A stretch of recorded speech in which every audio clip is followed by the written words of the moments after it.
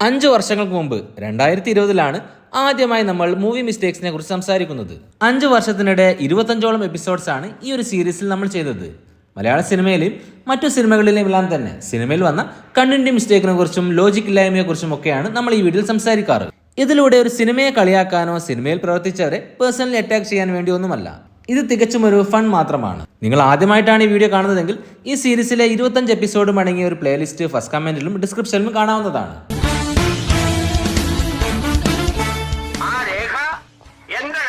മുത്തങ്ങയിൽ ആദിവാസികൾ നേരിടേണ്ടി വന്ന യഥാർത്ഥ പ്രശ്നങ്ങളെ ആസ്പദമാക്കി 2025 അനുരാജ് മനോഹർ സംവിധാനം ചെയ്ത ടൊവിനോ തോമസ് ചിത്രമാണ് നരിവേട്ട.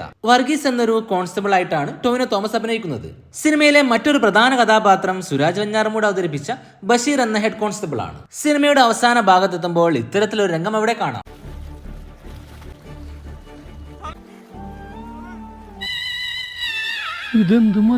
ഈ ഒരു രംഗത്ത് ടൊവിനോ തോമസിന്റെ യൂണിഫോമിൽ വെള്ളമാവുന്നത് വ്യക്തമായി കാണാം. എന്നാൽ വെള്ളത്തിൽ നിന്നും പുറത്തിറങ്ങി നടക്കുമ്പോൾ യൂണിഫോമിൽ എവിടെയും തന്നെ വെള്ളമില്ല. ഇത്ര പെട്ടെന്നെല്ലാം തന്നെ വെള്ളം ഉണങ്ങി പോകുമോ? അതോ കേരള പോലീസിന്റെ വാട്ടർ പ്രൂഫ് യൂണിഫോം ആണോ അത്? ഇതൊരു കണ്ടിന്യൂറ്റി മിസ്റ്റേക്ക് മാത്രമാണ്. ആദ്യ ഷോട്ട് എടുത്ത് ദിവസങ്ങൾക്ക് ശേഷമായിരിക്കും അടുത്ത ഷോട്ട് എടുക്കുന്നത്. രണ്ടാമത്തെ ഷോട്ട് എടുക്കാൻ വേണ്ടി മാത്രം വെള്ളത്തിലിറങ്ങി ഡ്രസ്സ് നനക്കാനൊന്നും ടൊവിനോ തയ്യാറായി കാണില്ല. അല്ലെങ്കിൽ കണ്ടിന്യൂറ്റി നോക്കുന്നയാൾ അത് ശ്രദ്ധിച്ചു കാണില്ല. ജയറാം, സംയുക്ത വർമ്മ, കലാഭവൻ മണി, ലാൽ തുടങ്ങിയവർ അഭിനയിച്ച് പുറത്തിറങ്ങിയ ചിത്രമാണ് വൺ മാൻ ഷോ. റാഫി മെക്കാട്ടിനെ എഴുതി ഷാഫി സംവിധാനം ചെയ്ത ഈ ഒരു സിനിമയിൽ രാക്കടമ്പിൽ എന്നൊരു ഗാനരംഗമുണ്ട്. മനം പോലെ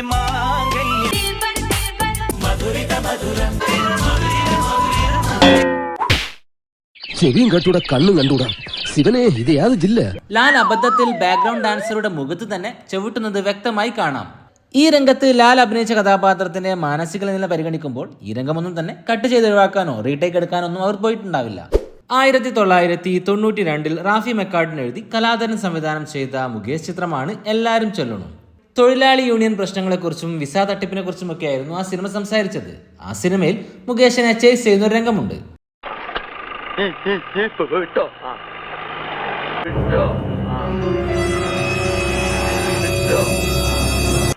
ഈ ഒരു രംഗത്ത് ഒടുവിൽ ഉണ്ണികൃഷ്ണൻ ജീപ്പിൽ നിന്നും വീഴാൻ പോകുന്നത് വ്യക്തമായി കാണാം. ആ രംഗങ്ങൾ കട്ട് ചെയ്യാതെ സിനിമയിൽ അങ്ങനെ തന്നെ കാണിച്ചിട്ടുണ്ട്. ജീപ്പിന്റെ ബാക്ക് ഡോർ കറക്റ്റായി ലോക്ക് ചെയ്യാത്തത് കൊണ്ടായിരിക്കാമെന്ന് സംഭവിച്ചത്. സിനിമയിൽ പെട്ടെന്ന് ശ്രദ്ധിക്കപ്പെടാതെ പോകുന്ന രംഗമായതുകൊണ്ട് തന്നെ അതങ്ങനെ ഉപയോഗിച്ചിരിക്കാം. മാത്തുക്കുട്ടി സേവ്യർ സംവിധാനം ചെയ്ത് അന്നാബൻ കേന്ദ്ര കഥാപാത്രമായി വന്ന സിനിമയാണ് ഹെലൻ. ആ സിനിമയിൽ ഒരു തർക്കവും അതിനിടയിൽ ഒരു അടിയും കാണിക്കുന്നുണ്ട്.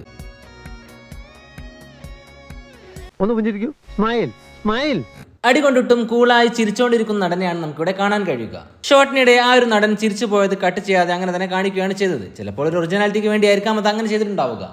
കേരളത്തിലൊരു തരംഗമായി മാറിയ അല്ലു അർജുൻ ചിത്രമാണ് ആര്യ 2. സുകുമാർ ആയിരുന്നു ചിത്രത്തിന്റെ സംവിധായകൻ. ആ സിനിമയിലെ ഏറ്റവും ഫേമസ് ആയ ഒരു ഗാനരംഗമാണിത്. ഈ ഗാനരംഗത്തിനിടയിൽ ഒരുപാട് പേർ ചേർന്നുകൊണ്ടുള്ള ഒരു കിടലൻ സ്റ്റെപ്പ് ഉണ്ട്. ഈ സ്റ്റെപ്പുകൾക്കിടയിൽ ഒരു മിസ്റ്റേക്ക് ഉണ്ടായിരുന്നു. അത് കട്ട് ചെയ്യാതെ തന്നെ പ്രേക്ഷകനെ കാണിക്കുകയും ചെയ്തിട്ടുണ്ട്.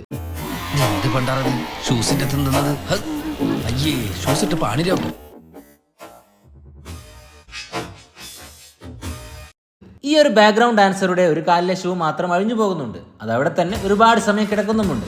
അതിന് മുകളിലാണ് മറ്റുള്ളവർ ഡാൻസ് ചെയ്യുന്നതും. ഇത്രയ്ക്ക് സിങ്കായി വന്ന ഈ ഒരു ഡാൻസ് രംഗം ഷൂ കൊണ്ട് മാത്രം മാറ്റിയെടുക്കേണ്ട എന്ന് സംവിധായകൻ തീരുമാനിച്ചിരിക്കാം. അതുകൊണ്ടായിരിക്കാം ആ രംഗം അവിടെ തന്നെ അങ്ങനെ വെച്ചത്. 98 ഷാറുഖ് ഖാന്റെ സൂപ്പർ ഹിറ്റ് ചിത്രമാണ് കുച്ച് കുച്ച് ഹോത്താ ഹൈ. ആ സിനിമയിൽ സൽമാൻ ഖാനും കാജോളും അഭിനയിച്ച സാജൻ ജി ഘർ ആയ എന്നൊരു ഗാനമുണ്ട്.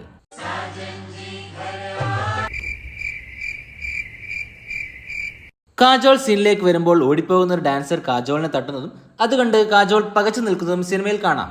ഒരു സെക്കൻഡ് അങ്ങനെ നിന്ന് നോക്കിയതിനു ശേഷമാണ് ഡാൻസ് തുടങ്ങുന്നത്. സിനിമയിൽ അത് കട്ട് ചെയ്യാതെ കാണിക്കുകയും ചെയ്തു. 1997 കലൂർ ഡെന്നീസ് എഴുതി VM വിനു സംവിധാനം ചെയ്ത കോമഡി ചലച്ചിത്രമാണ് അഞ്ചര കല്യാണം. ജഗദീഷ്, ജനാർദ്ദനൻ, കലാഭവൻ മണി, കീർത്തന തുടങ്ങിയവർക്കാണ് സിനിമയിൽ അഭിനയിച്ചത്. ഉണ്ണികൃഷ്ണൻ പണിക്കർ എന്ന കഥാപാത്രത്തെയാണ് സിനിമയിൽ ജഗദീഷ് അവതരിപ്പിച്ചത്. ഉണ്ണികൃഷ്ണന് സിനിമാ നടൻ ജഗദീഷിന്റെ ചായ ഉണ്ടെന്ന് ആരും തിരിച്ചറിയുന്നില്ല. കാരണം ആ സിനിമയിൽ ജഗദീഷിന്റെ കഥാപാത്രത്തിന്റെ ഇൻട്രൊഡക്ഷൻ ഇങ്ങനെയാണ്.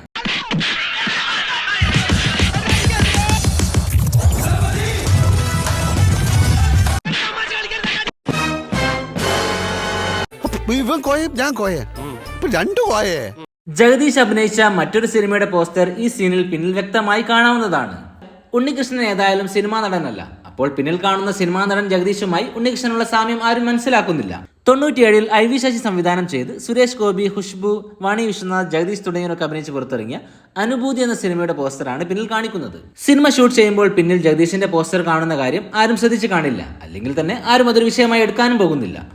2002-ൽ ടി രാജേന്ദ്ര സംവിധാനം ചെയ്ത് മകൻ സിംബു അഭിനയിച്ച് പുറത്തിറങ്ങിയ ചിത്രമാണ് കാതൽ അഴുവതില്ലേ. സിനിമയിൽ പലതരത്തിലുള്ള ഇന്റർവെൽ ബ്ലോക്കുകൾ നാം കാണാറുണ്ട്. ചിലത് പ്രേക്ഷകരോട് സംസാരിക്കുന്ന രീതിയിലായിരിക്കും. എന്നാൽ ഈ സിനിമയിൽ ഒരു പ്രത്യേകതയുണ്ട്, അതൊന്ന് കണ്ടു നോക്കൂ. 2000 years later.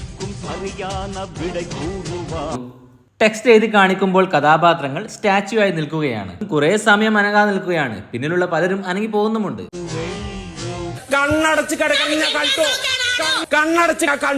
സ്റ്റാച്യു കളിക്കുന്നതിനിടയിൽ സിംബു കണ്ണടച്ചുകൊണ്ട് ഔട്ടാകുന്നുമുണ്ട്.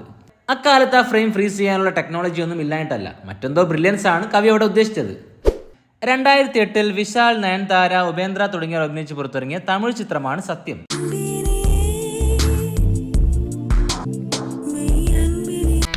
ഞാൻ വിഷയത്തിൽ നിന്നും തെന്നുമാറിയോ. സിനിമയിൽ നയൻതാരയും വിശാലും അഭിനയിച്ചൊരു ഗാനരംഗമുണ്ട്. അതിനിടയിലെ ഈ ഒരു ഷോട്ട് ഒന്നുകൂടി കണ്ടു നോക്കൂ. ഇവിടെ നമുക്കൊരു എഡിറ്റിംഗ് മിസ്റ്റേക്ക് കാണാം.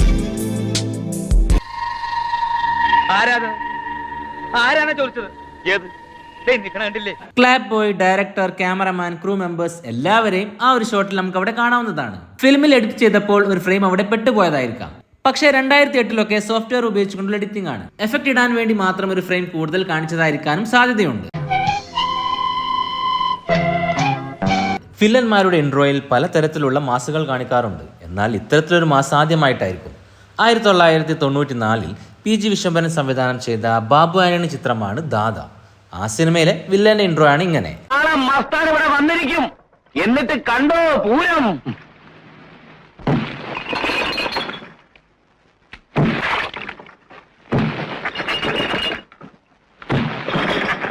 മലപ്പുറത്ത് ഇന്നലെ രാത്രി നേരിയ ഭൂചലനം അനുഭവപ്പെട്ടതായി റിപ്പോർട്ട്. മസ്താൻ ബായ് നടക്കുമ്പോൾ ഭൂമി കുലുങ്ങുകയാണ്. എങ്ങനെയാണ് ഭൂമി കുലുക്കം ഉണ്ടാകുന്നത്? ഉത്തരം, മസ്താൻ ബായ് നടക്കുമ്പോൾ. എല്ലാ ഓണത്തിനും കൈരളിയിൽ വെള്ളിയേട്ടൻ കാണുമ്പോൾ തോന്നുന്നൊരു സംശയമാണിത്. ഇരുട്ടിൽ നിന്നും ഒരാൾ പ്രത്യക്ഷപ്പെടുന്നു.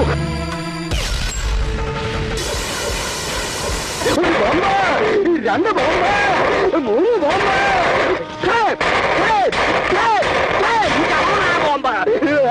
വില്ലൻ വെടിവെക്കുമ്പോൾ അത് കൊള്ളുന്ന സ്ഥലം പൊട്ടിത്തെറിക്കുന്നത് എങ്ങനെയാണെന്ന് ഇപ്പോഴും മനസ്സിലായിട്ടില്ല. വെടിയുണ്ട പോയി ബോംബായി മാറുന്ന ഒരു പ്രത്യേകതരം കണ്ടുപിടുത്തമായിരിക്കാം അത്.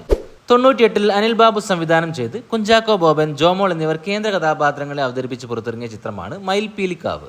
സിനിമ പുനർജന്മത്തെക്കുറിച്ച് പറയുന്ന ഒരു ഫാന്റസി കഥയാണ്. സത്യനാഥൻ എന്നൊരു ഡോക്ടറുടെ കഥാപാത്രത്തെയാണ് സിദ്ദീഖ് അവതരിപ്പിക്കുന്നത്. ഡോക്ടർ മനുവിനെ കമ്പ്യൂട്ടർ ഉപയോഗിച്ചുകൊണ്ട് ഹിപ്നോട്ടൈസ് ചെയ്യുന്ന ഒരു രംഗമുണ്ട്.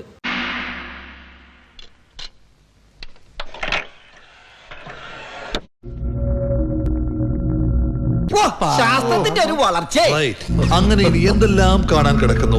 വിൻഡോസിന്റെ CD ഉപയോഗിച്ചുകൊണ്ടാണ് അവിടെ ഹിപ്നോട്ടിസം നടക്കുന്നത്. OS ഇൻസ്റ്റാൾ ചെയ്യാൻ വേണ്ടി മാത്രമല്ല വിൻഡോസ് CD പുറത്തിറക്കുന്നത്, അത് ഹിപ്നോട്ടിസം ചെയ്യാൻ കൂടി വേണ്ടിയാണ്. സിനിമ കാണുമ്പോൾ നമ്മൾ പ്രധാന നടന്മാരെ മാത്രമാണ് ശ്രദ്ധിക്കുക.